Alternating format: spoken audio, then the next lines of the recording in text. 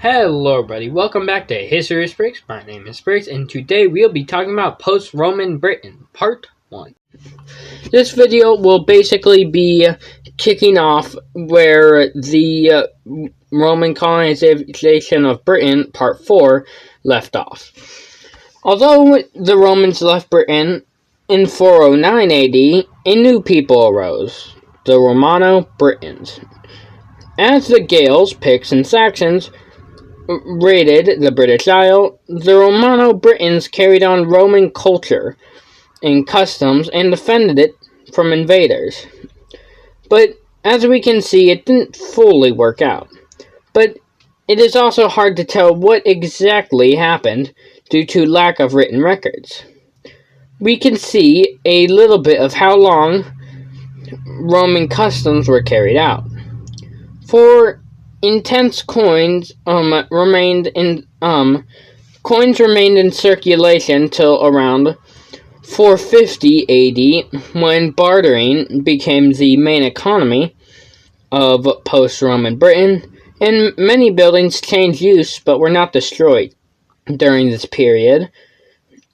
And there was a growing number of barbarian attacks, as we can see, from numerous different tribes of both the Celtic language family and Germanic language family. But these targeted vulnerable rural settlements rather than larger towns. Although urban life had declined, and most people normally lived on farms in the country because society was kind of deformed.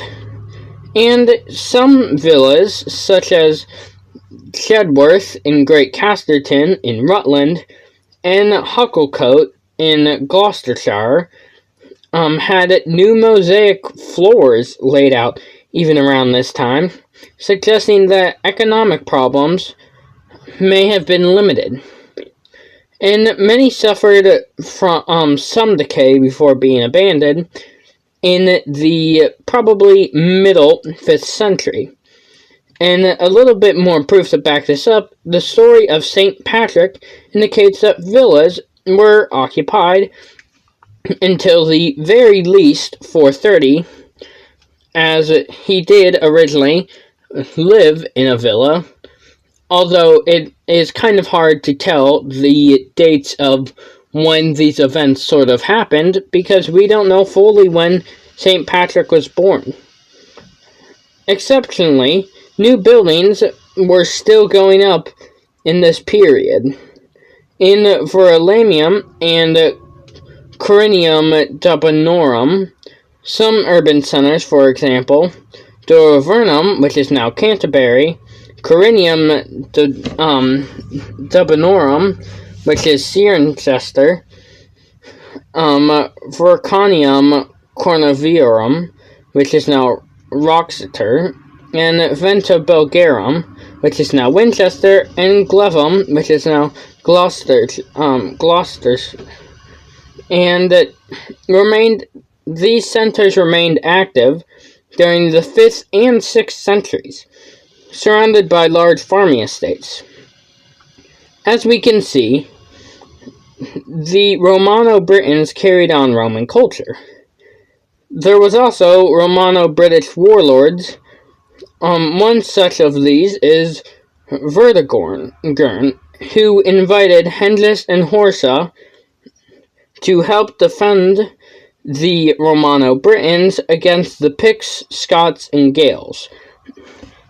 Also, many people believe this story to be mythical and that Hengist and Horsa to be fake, although they do regard Vortigern to be real. It's kind of hard to tell, but yet again, I didn't find much things pointing to that it was fake, and it's possibly a real story, although probably a little romanticized. And in return for some land.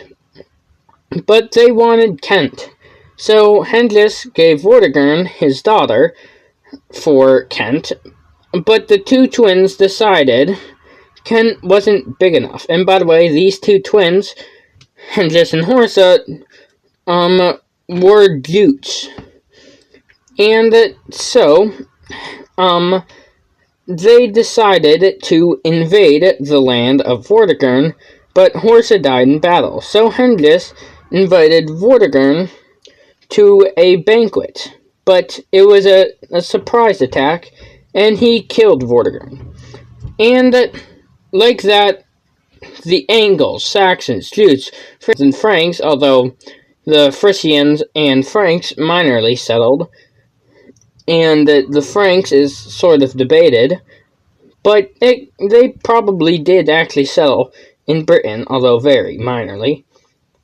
And they began settling all across Britain, although still the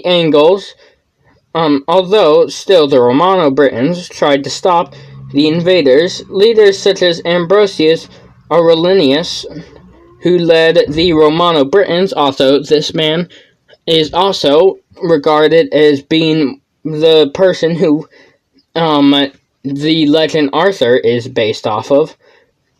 And he led the Romano-Britons to victory at the Battle of Mons Badonicus against the Anglo-Saxons and likely the Jutes, and the Angles, led by Aella of Sussex, the Saxons, led by Cerdic of Wessex, who also is the founder of Wessex, which began to go on to basically become the most powerful kingdom in all of Britain, and the Jutes, led by Octa of Kent. Although a major victory for the Romano-Britons, they began to lose more battles and lost territory. After all, they were defending Britain from the Scots, Gales, Picts, and now the Saxons, Angles, and Jutes, and Frisians, and the Franks. And so, as they began to lose territory, and from 448 to 448 to 454, they sent their last appeal to help with invaders to Rome to General Flavius Aetius, known as the Groans of the Britons. Although it was declined by the Romans. After all, they had much more troubles that were coming about, because the Western Roman Empire would fall in 476, which was not that far away, only around 22 years, and although they declined it, they, even though they're defending invaders, they couldn't have had a horrible time after the Romans left, because they were literally able to contact not only the Catholic Church, but the Roman Empire, at least the part that was still remaining. But you can see where the Roman culture started to give way to Anglo-Saxon culture at this time, which is around the early 500s, and Londinium, which was the staple of Britannia, and was one of the biggest cities in the empire, was abandoned officially because it had been occupied by Britons, but it had been a near ghost town since about 450, and the last repairs to Hadrian's Wall were made around this time too. And the Roman villas were abandoned as the Saxons forced the Britons west to Wales, Cornwall, and Northumbria. But the Britons left their mark because around this time, written records became more common as the Saxons and Angles wrote, because also the Jutes didn't last that long, especially compared to the Anglo-Saxons. And in 598, St. Augustine came to the Saxons, and also throughout And also throughout the whole time, the Britons maintained their religion, Catholicism, and that St. Augustine came and preached Catholicism and converted many to Catholicism. And although before this, the Briton resistance was crushed at the Battle of Diorham in 577 AD, when the West Saxons, led by King Ceolin and Cuthwin, against the Britons, led by Conmail and Condidion and Fairnmail, clashed at modern Durham, where the Britons lost major cities of Corinium Deborium, which is now Cirencester, Glevum, which is now Gloucester, and Aquaia Solis, which is now Bath.